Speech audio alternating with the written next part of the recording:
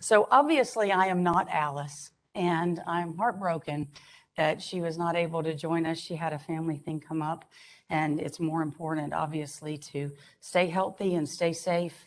And we wish everybody the best on that piece. So I'm going to do my best to channel my inner Alice and make this a very dynamic panel for you, although truly it's the speakers who are going to be dynamic. I'm just here to sort of moderate. But what I would like to do is ask you guys, and I don't know how you set it all up, but I would like each of you to just introduce yourselves and, a few minutes on what your focus is. And Griselda, I really want to start with you from Alliant Energy. And so please introduce yourself. Good afternoon, everyone. Thank you so much for having us here today. I'm really excited to be here. Bobby, congratulations on this amazing conference and a way for us to be together. My name is Grisel Aldrete. I'm the Director of Stakeholder Engagement at Alliant Energy. And my focus is kind of broad, and it's a newer role to the organization, but my role is to kind of engage our stakeholders in the various areas that we serve, including regulatory, public and community affairs, our diversity, equity, and inclusion efforts. And I'm leading the Rural Broadband project that Alliant is spearheading and kind of kicking off the ground this year. So that's my role, and I'm excited to be joined by these distinguished gentlemen. Wonderful. Thank you very much. Joe? Yeah, hi, everyone. I'm Joe Millard. Again, welcome to St. Louis. Glad everyone could travel in, and thanks to UBBA and all the sponsors for putting on a great event. I work in Ameren's transmission organization with a variety of responsibilities, but I've also got the privilege of leading Ameren's broadband development initiative.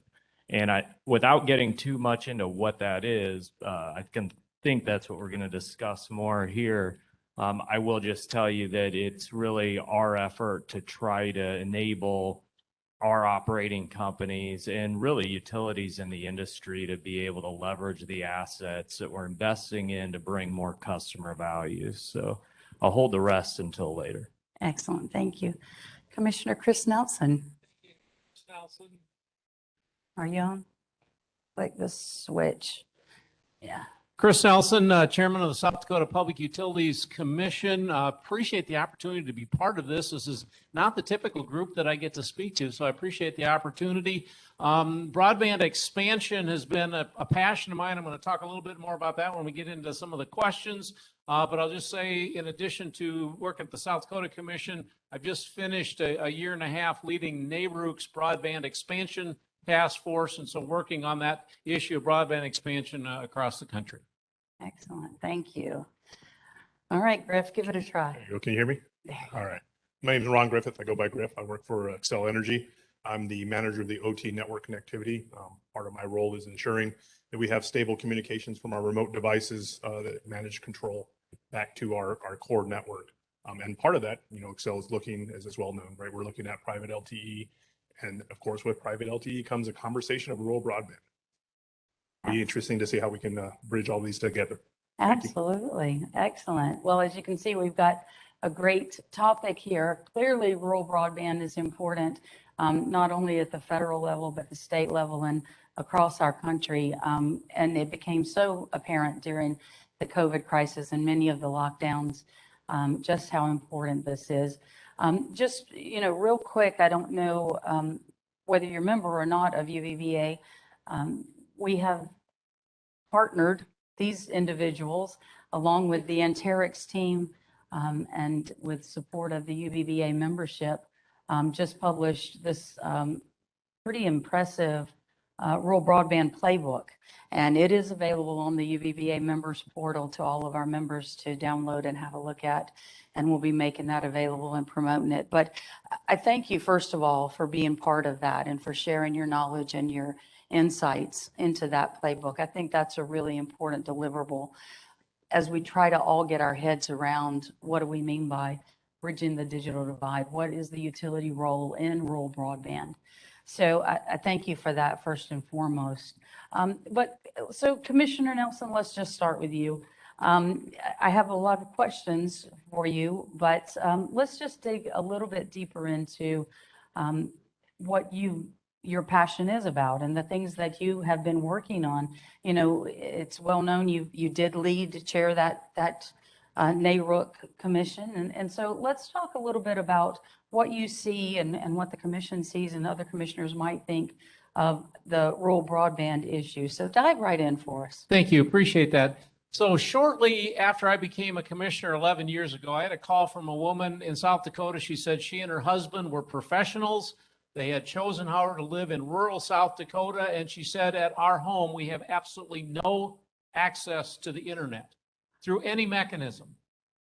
But she continued by saying, but my grandmother, who lives directly across the gravel road from us, has fiber to her home. And her question for me was, how can that be? And that was really my first exposure to the rural digital divide. And that divide created largely dependent upon who your incumbent telecom provider was. And that conversation really sparked my passion for the last 10 years to try to solve as much of this problem as we can. The good news today is that family has two options for broadband. We've made tremendous progress in these last 10 years, but there's still places where we haven't solved that. And it's really become apparent to me that if a family doesn't have broadband at their home, they're living in the 20th century. They don't enjoy the 21st century things that you and I do and the things that it does for economic benefit and health and education and social connection and all of those kinds of things. These are your customers. They're my constituents. And so these are folks that I think we all need to work together to do what we can to provide broadband to those folks where they live. Now, from a Public Utility Commission perspective, you need to understand broadband is not a regulated service. So as a commissioner, a commission, I can't say to X provider, you must serve there. We don't have that power. But so how do we play in this space? Well, as I mentioned in my opening statement, we get the calls from folks. Public Utilities Commission, broadband must be utility, therefore call the PUC and see if they can solve it. So we hear from the folks in the state that are having either issues with no broadband or quality of service issues. We get those calls, lots of them. By the same token, we also work with the telecommunication providers because we do regulate telephone voice service. Now, that's kind of a vestige of year gone by, but we still have some authority there. So we work with those providers. We sit in the middle. We bridge the gap between those two where the need is and folks that hopefully can provide that service.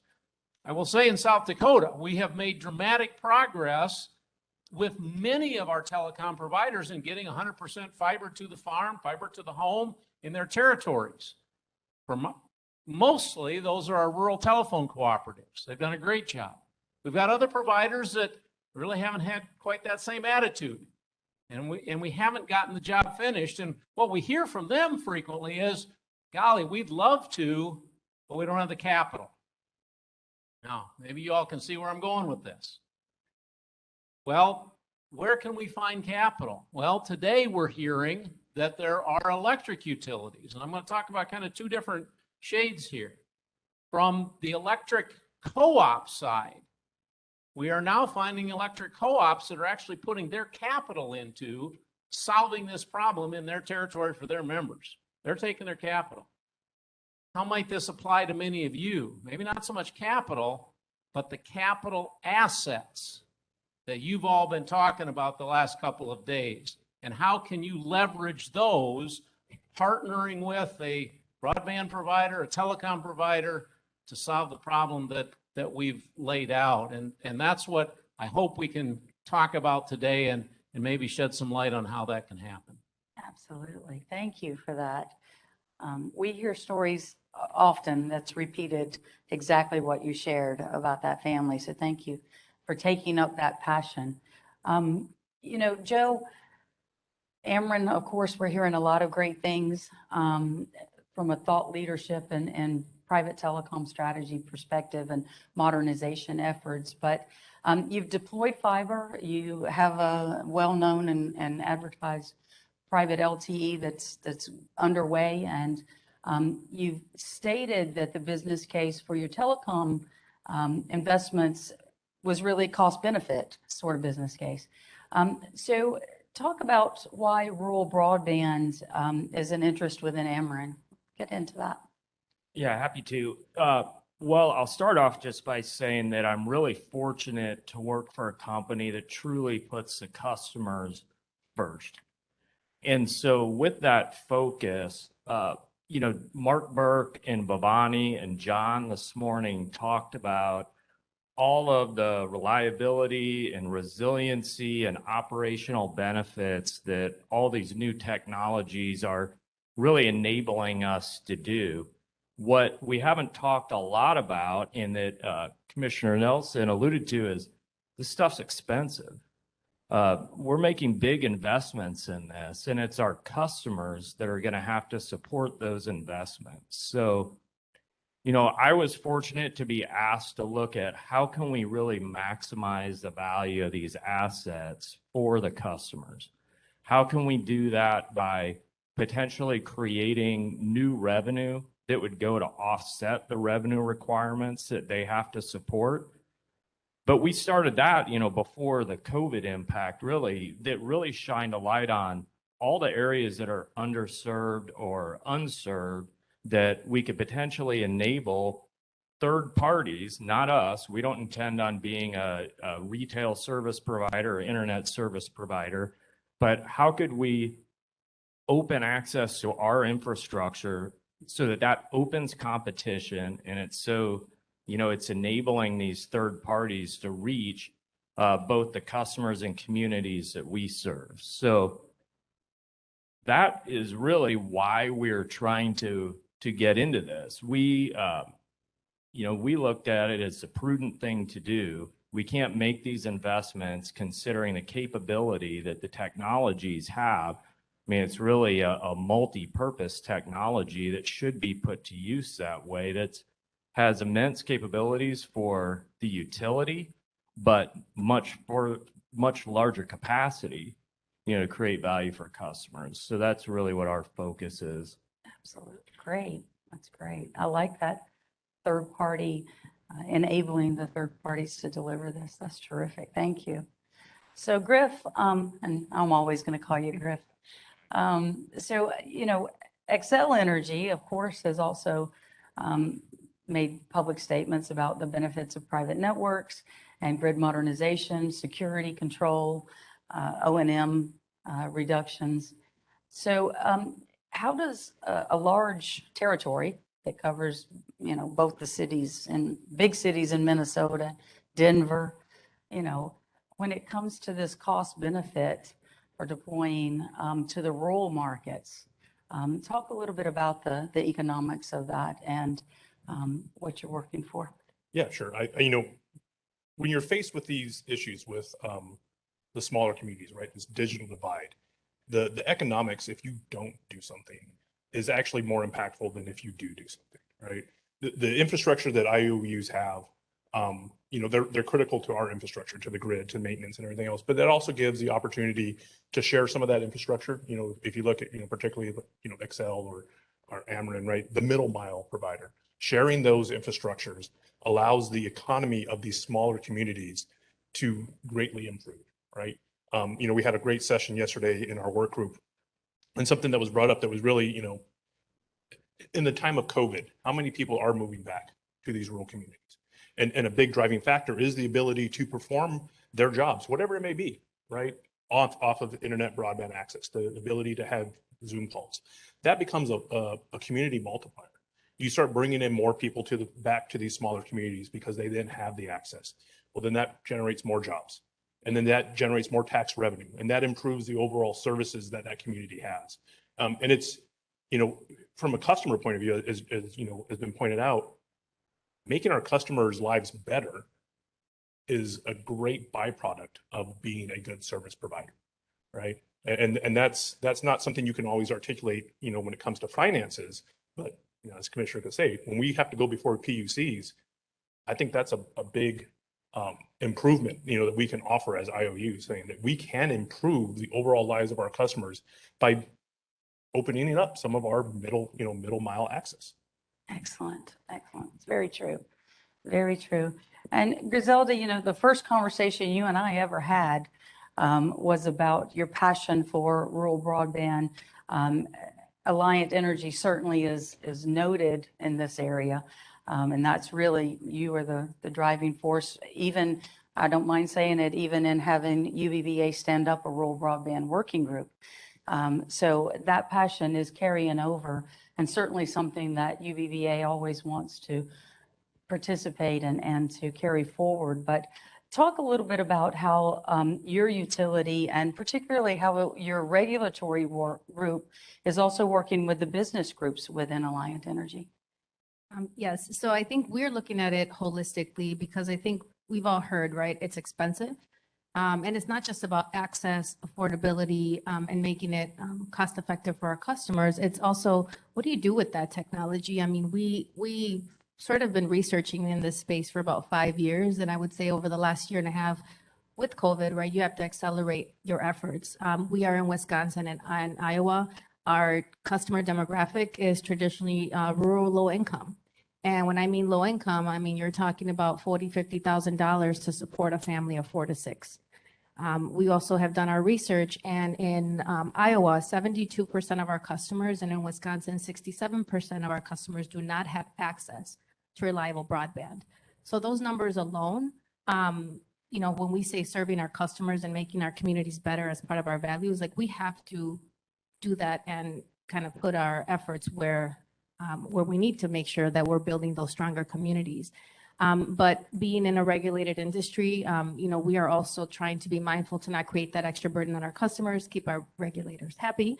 And so none of us want to be in the news for being the naughty utility, right?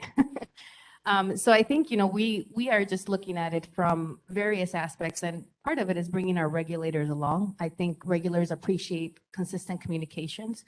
Right now, we are only approved to sort of lease our dark fiber in our approved rings in both states. And so as we look at investing and expanding our fiber ring, is having those conversations with our regulators, but also pointing out where it makes sense. I think on top of all of that, there is an equity piece to this too. I think that it's not enough to just provide the service. It's how are we educating our communities to use it to their benefit. With COVID, right? A lot of us knew technology, knew how to work email, but what happens with some of those populations that don't know how to use the internet?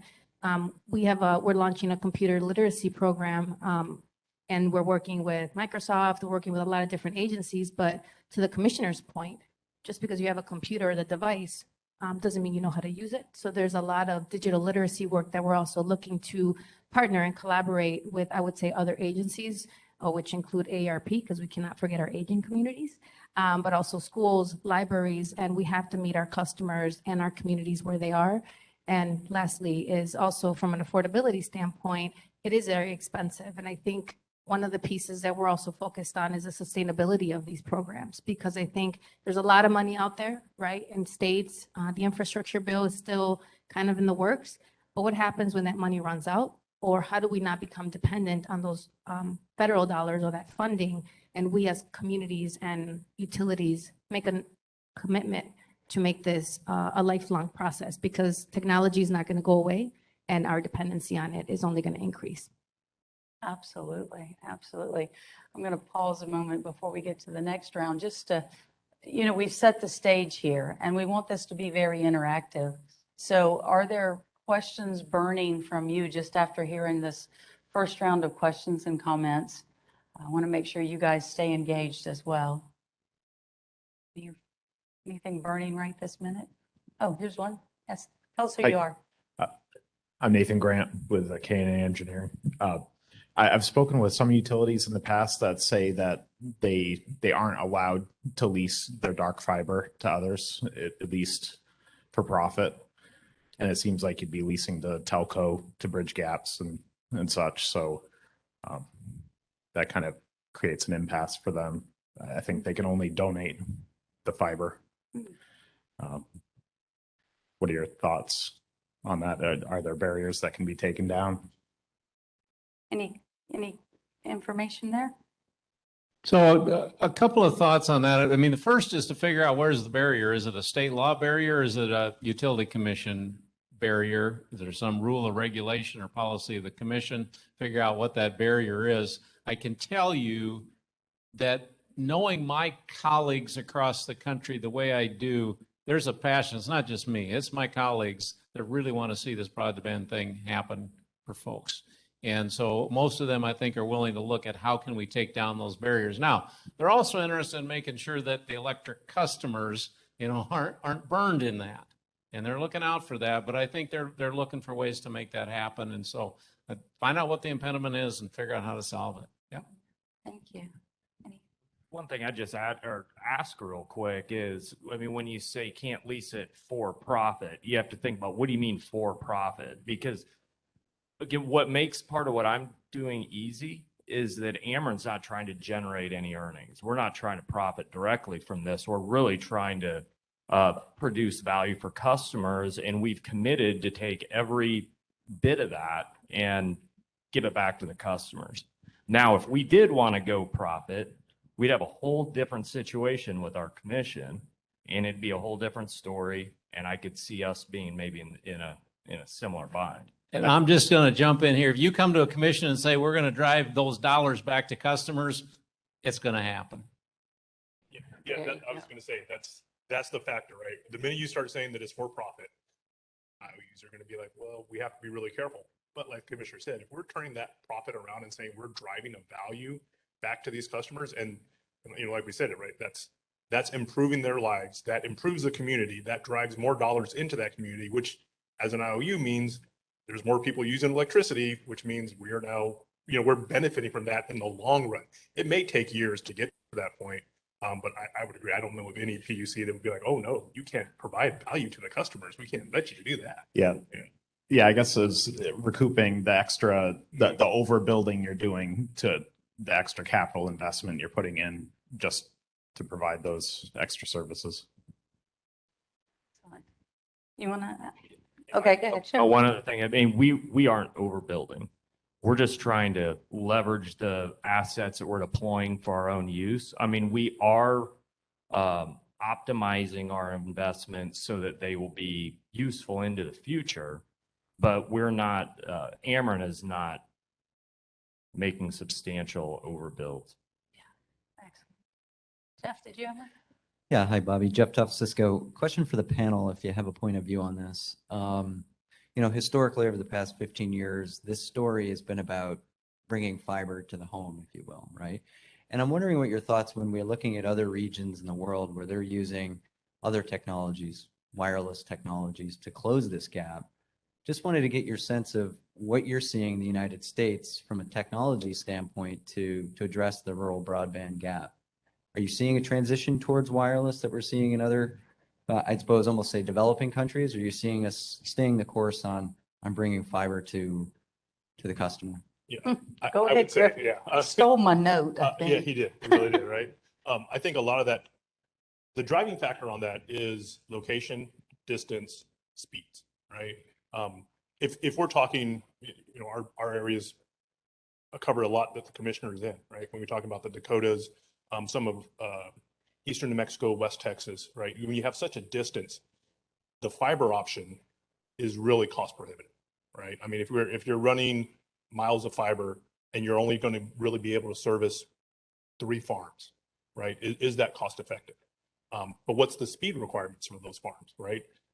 Those are all the factors that we need. Community members, ISPs, IOUs, we need all of that collaborative partnership so we can understand the needs of the community, right? So that we can then decide. Because I would say for a large chunk of my service region, wireless is the option, right? Because we can cover a vast area with infrastructure that's currently present or maybe needs a small build out to provide that service.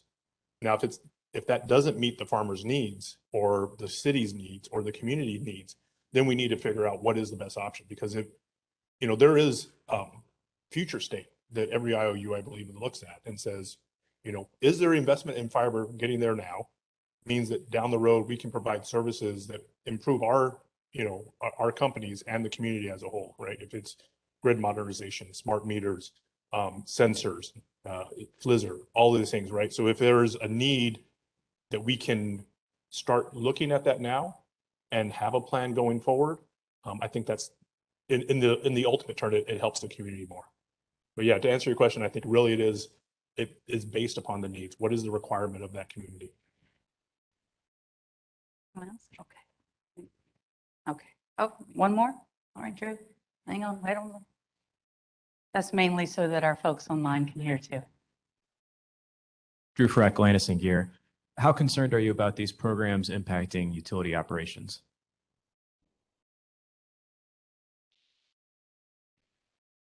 I was gonna say, all right. My biggest concern is there's a number of things that we have to be concerned, right? There's the microwave, the 6 gigahertz issues, right? Those are kind of everything that all utilities are kind of looking at right now. But there's also the I don't want to think they're necessarily obstacles, right? I do think we look and say, long term, how do we support these things, right? Like Grisel pointed out, we put up this infrastructure, we provide the middle mile. We have a responsibility to keep it up there, right? If we're leasing dark fiber and there's an outage, right, it's our people running out there. But I think some of those answers are in the very rural broadband aspect themselves. If we're providing the service to these rural communities and you have people that now have access to education, right? Maybe they become network technician. Maybe you now have the workforce within that community that you didn't have before. If Excel is going to be putting out middle mile to a rural portion of New Mexico, and we have someone out there that's benefiting from that, and then it turns around and becomes a network technician for Excel, and they have that Excel truck, and they're rolling out, and they're the one responding to bring the connectivity back to their community. I mean, I don't see where that loses anything. I don't see where that becomes a negative. I mean, there's always concerns, right? You're always going to have the concern that what you're providing, you then own. But if you're a good steward of that investment, right, then I think it almost kind of takes care of itself. Go ahead, Grisel. And I think, part of that too is our responsibility to educate our customers. I don't think a lot of people understand how broadband works.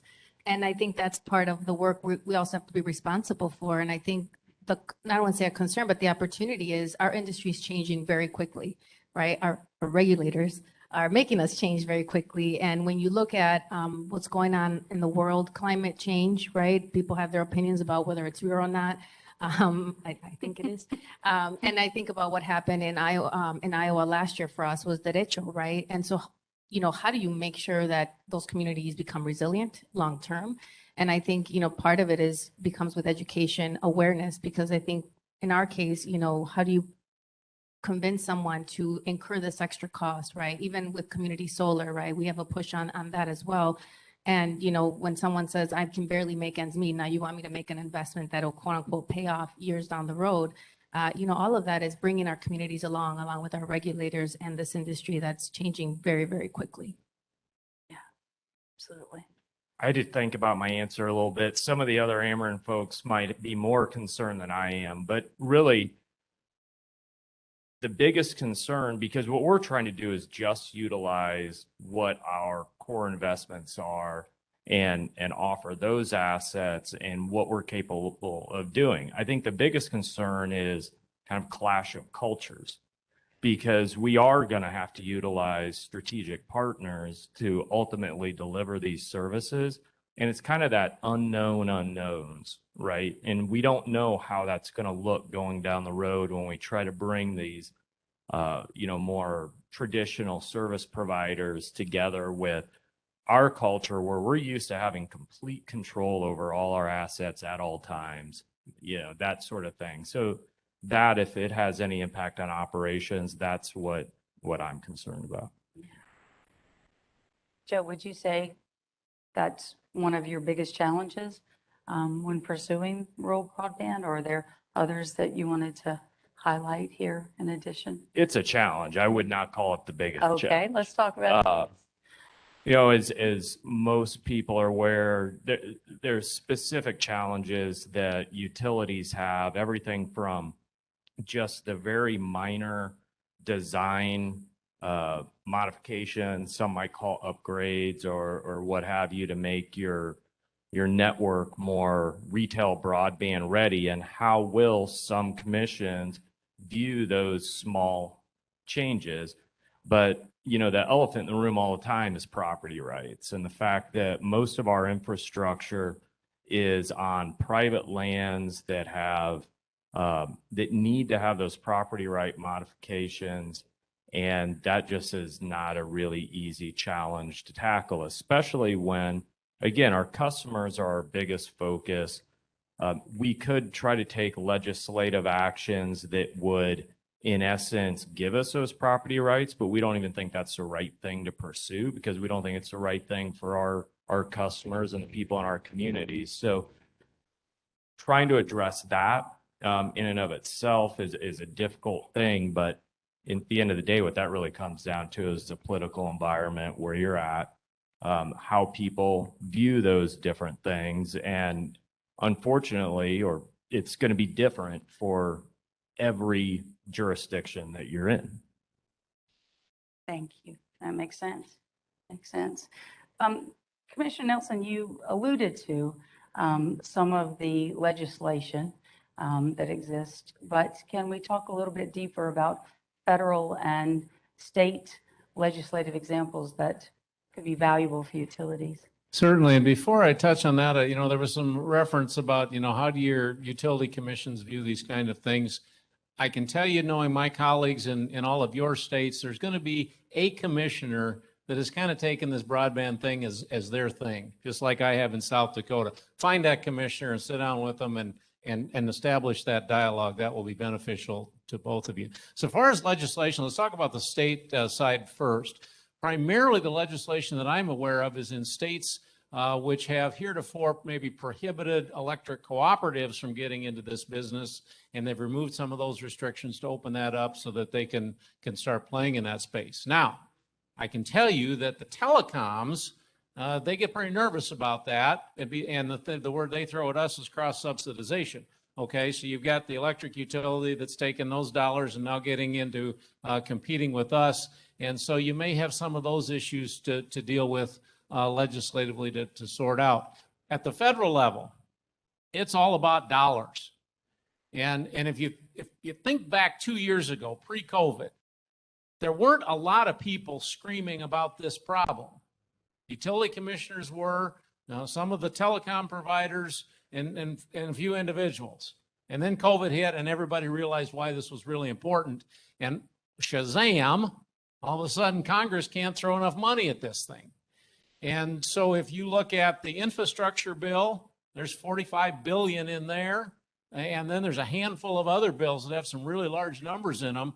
And whether any of that gets passed, we don't know. Nobody knows. But there's some real possibilities. And that's in addition to the existing federal programs. Programs coming out of the Universal Service Fund that are well established year after year. USDA's Reconnect grants and some of those established ones. So there's money out there. Now, is that money going to be accessible for you all? Probably not directly. But if you are a broadband provider and you're looking at an unserved area and you're trying to figure out how can I make a business case to make this happen? And I take some of my private capital and I take some of this federal money that might be available, and if I can cut a deal with Ameren to maybe get that middle mile stuff cheaper than I can build it, that helps to make that business case. And that's what I think this whole conversation is about, is bringing those pieces together to make a business case for those areas. And we're talking about areas that are getting more and more expensive to serve because they're further out. The easy stuff's been done. And so we're looking at those smaller puzzle piece areas across the states and trying to make a business case to make it happen. Excellent. Absolutely. Absolutely. Thank you for that. So, Grisel, I want to come back to you again. Are there business models that you're looking at Alliant, or that Alliant's already exploring or engaged in to further pursue these rural broadband activities? You spoke about a few educational things, but what are some of the other models?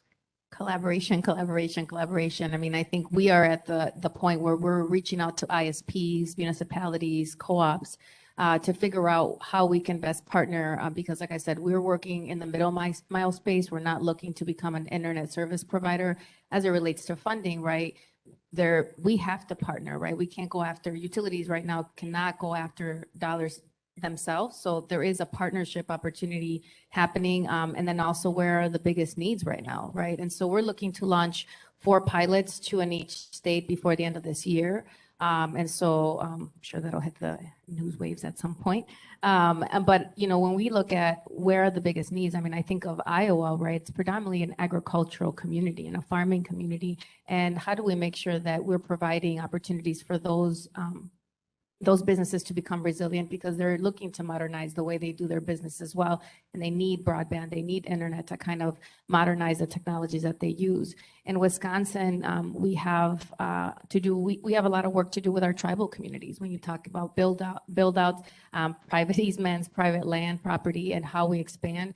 I mean, those are not easy topics to be solved overnight. And I think there's a lot of trust that has to come with that and consistency in our outreach efforts. And so I can tell you in both states, those are some of the opportunities and work that we still have ahead. But I'm confident that the team we have in place, the partnerships and conversations that I know have already happened with Xcel, Ameren, our regulators and other utilities, I think we'll be able to get there. And I was just having a great conversation this morning with Juan from AT&T, right? And it's also looking at bigger picture, right? And, you know, even when we don't see the immediate business opportunity or saying what's in it for us, is how do we make those relationships and those connections so that when we are ready to partner and pull the trigger, we're ready. Absolutely. And that's what UBBA is all about also, is getting that collaboration engaged and sharing our knowledge. Let's turn back to the audience here, though, before we go to another round of questions. If there's questions, just raise your hand and we'll get the mic to you. No? Just stretching, Jatenda? No? John. I thought John was just waving at somebody. You know Go me, I ahead. love to talk. So, first off, it's exciting to listen to you talk, Commissioner Nelson. Thank you for being here. But as I listen to you talk, you know, broadband companies can look for funds here and they can make a deal here. Third world countries are building infrastructure and providing internet access to everybody. I live an hour west of here. And if it weren't for an electric power on a barbed wire fence, I'd have nothing even close to a signal, and I don't. Why jump through the hoops? Why can't we just cut through this crap and make network available? What do you think the real barriers are? Because when I hear you talking about do this, this, and this to make a deal, we're not solving the problem. Any thoughts to that question other than frustration? So without getting in a whole lot of trouble, I mean, I think incumbent telecommunication providers, you know, while they do not serve 100% of this country, have got a pretty firmly entrenched footprint and probably don't want that infringed upon with some national solution. I think that's a lot of it. And heretofore, I mean, literally before COVID, nobody would have dreamed about appropriating the amount of money that it would have taken to do that. Today, some of the amounts of money they're talking about, I think, can finish the project. Now, I'm going to challenge you on one thing that you said, that we're not making progress. We're making great progress. We really are. And I'm going to give you the number from South Dakota. The census blocks covered with 25 megabit service. 6 years ago, it was 55%. Today, it's 90%. I mean, we are making really good progress. But that also means that 10% of the state still is in the 20th century. And that's the more expensive part of the state to get served. So we're making progress, but we got a ways to go to finish. Comments? Okay. That's all right. Good question, though. Thank you. That's it. Yeah, don't pick your house up and move. Other questions? Back here. Right back. There we go. Just a second. Hello, my name is Ali. I'm with Grisel Energy. Thank you for the great conversation in the panel here. My question is the FCC kind of part of this effort? What's the role in this? Because the first thing that comes to mind is we need spectrum, and a spectrum is expensive, and it's an asset that's hard to get by. Are they on board with these efforts? Is there something that they can do, like an incentive system for us to be able to get to those rural areas? Question. Go get them. So I'm not going to touch the spectrum question. That's really outside of my purview, but I understand the struggle. So the FCC for years has overseen the Universal Service Fund, which pushes about $4 to $5 billion a year into rural broadband development, and that's primarily through the smaller carriers. It's done wonderful work in South Dakota and a lot of other rural states to get broadband built out, and so they've got that. Last year, the latest iteration of dollars coming out of that fund was called the RDOF, Rural Digital Opportunity Fund, where they did a reverse auction and said, y'all come. Some electric utilities did come and bid into that. And so, yeah, they're an active player. It's going to depend on who you ask whether they are active enough. Okay, but they are an active player, certainly. Great question. I was only going to comment, and I can't comment on spectrum either. But as I think that only a few years ago, the FCC and a lot of these different entities never even thought about electric utilities and the assets that the utilities have.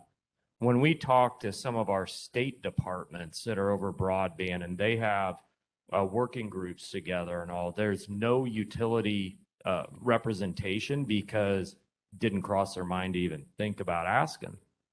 And so I think it's really just coming to light the capabilities that utilities have and the assets that they have that they can bring to bear in the investments that are happening right now. Again, I think we're in a real fortunate situation where a lot of utilities are deploying instead of we're just looking at assets that are already there. Because if we can make some ground on being able to do some of these things, that can influence the look and capability of those deployments quite a bit. I was just going to say, along the same lines, right? If you're looking at middle mile, which, I think a lot of IOUs seems more attractive to IOUs. Like Griselda said, it has to be that collaboration, right? If we're saying that we have the infrastructure that's nearby, and we can partner with a larger ISP, right? The spectrum question for the utility company kind of goes away, right? Because that's the ISP already has those spectrum bands. And so utilizing our infrastructure to host their hardware so that they can expand that signal into the community. It's no longer on the IOU to provide that spectrum, right? We're utilizing something already there. We're servicing our community, and at the same time, we are offering some collaboration with some of these ISP providers because now that infrastructure that's ours, we're working with them to utilize, and then they're in turn utilizing their environment to enhance the lives of our consumers, right? Our customers. So, I think that's where because spectrum's a tough question, right? It's not cheap, and we all know that. But there's enough entities out there already that have the spectrum within their wheelhouse that we wouldn't have to necessarily have it on our side. We could be collaborative with some of these entities to get it out to our consumers. I just want to add a little bit about the comment about nobody thought to invite all of you into some of those conversations. When NARUC's Broadband Expansion Task Force was going through our work, one of the very specific recommendations that we came out with was to do everything that we can to encourage non-traditional providers to get into this business. And of course, when we came out with that draft recommendation, you can imagine the response from the traditional telecom providers. We had words. And my response back to them was really pretty strong. Listen, folks, you've told me time and time again that you don't have the capital to get it done. If I've got somebody coming to me that's got capital or a capital asset that's willing to help get it done, I want them at the table. I want you at the table. And so we put that as one of our recommendations, and we stand behind that. I like that a lot. Question over here? Give us a second on the microphone just so we can hear you online too. Here she goes.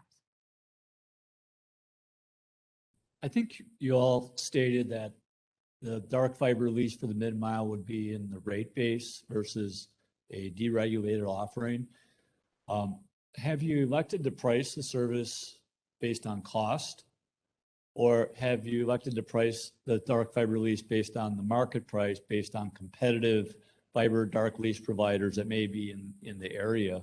What approach have you taken?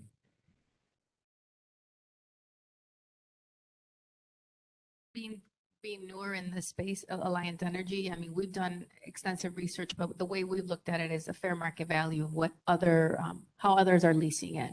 And again, I think that's gone back to being able to have those honest conversations. And I think it's been sort of mentioned, you know, we're not looking to make this a profit, right? I think we're looking to be providing a service to our customers. And so the way we've approached it is fair market value. Very reasonably priced, by the way. There you go. I was only going to comment that we think about it the same way. We haven't had the opportunity to do many of the deals, but we think of fair market value, but these are not super transparent prices. And the market for these are route specific, market specific, that sort of thing. And some of the, I'll call it kind of passive aggressive opposition we've gotten from others is, you know, is kind of prove that you're doing this at fair market value, which is a pretty crafty way to put us in the corner because you can't prove it in a lot of ways. It's difficult to do, but our intention would be to do it at fair market value.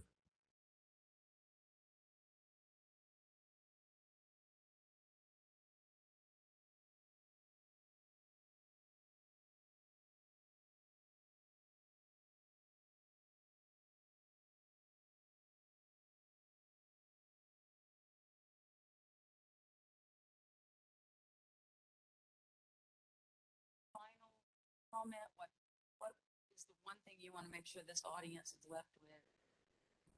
Perspective on rural broadband. Yeah, that's tough, right? Thanks. You know, I really do think it tends to lead more towards collaboration, right? I think when you look at what our customers are needing and what they're really expecting, and I think they have every right to expect that utilities as a whole, if we have the ability to enhance their lives, we should, right? I don't think that any one utility wants to go end to end, wants to be the sole provider.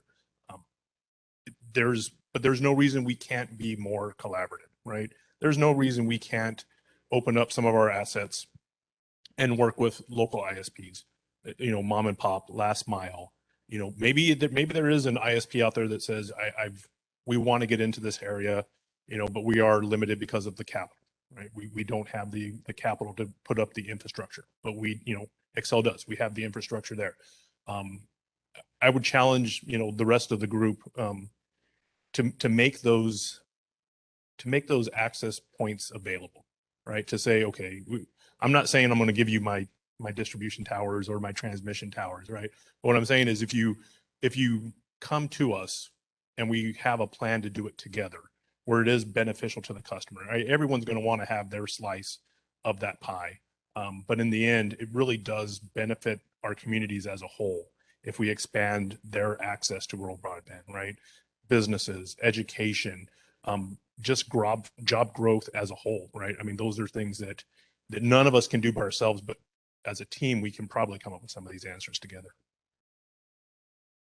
Yeah, so what might be your next step? And it's, in my mind, is as simple as figuring out where is the need within your footprint, or is there a need? And obviously, you know where your footprint is. You can go to the FCC's website, and they have maps of where broadband is and is not. Now, they're not perfect maps, but they'll give you an idea. And you overlay that over your service area, and you'll have an idea. Is there opportunity or not? Ron, XL serves in South Dakota, so I've done this exact exercise yesterday to try to figure it out. And in XL service territory in South Dakota, about 95% of that is really good broadband. But there's one area that doesn't.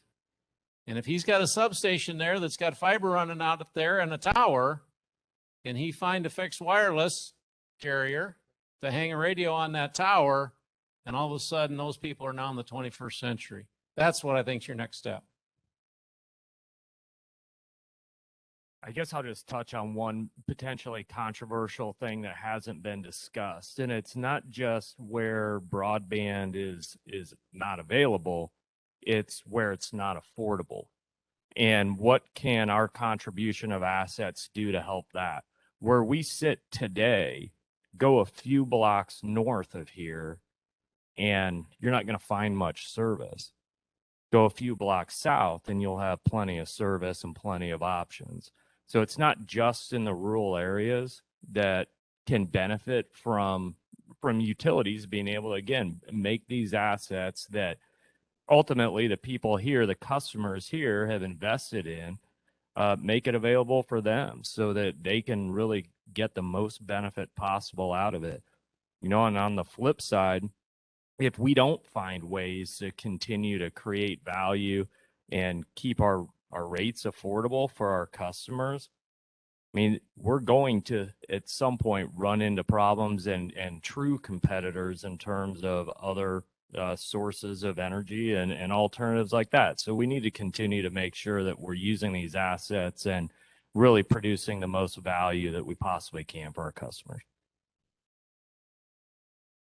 Griff, I think I had it hardest because how do I summarize and not repeat what they've said, right? Because that'd be cheating. But I think for me, it's just probably summarizing, right? It's collaboration, it's an access, it's an affordability, but I would say also sustainability, because we have to figure out how do we keep looking forward looking and making sure that we make this a long-term part of our business plans, because it's not going away. And it's not just going to be in rural communities, I think in urban communities as well, as we continue to try to make all of our communities better, because I think this is also an economic issue, is making sure that people have access to work, education, healthcare. I mean, those are vital life and sustainability skills that we as a country should pride ourselves on and continue to find solutions to make our country the best one that is.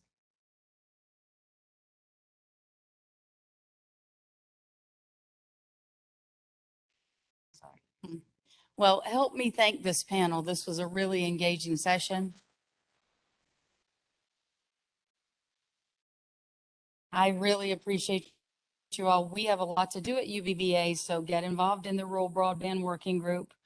Come be on part of those calls, help us solve this together. And we're going to have one more presentation in here. And so we'll get ready for that next one. Thank you all so much, though.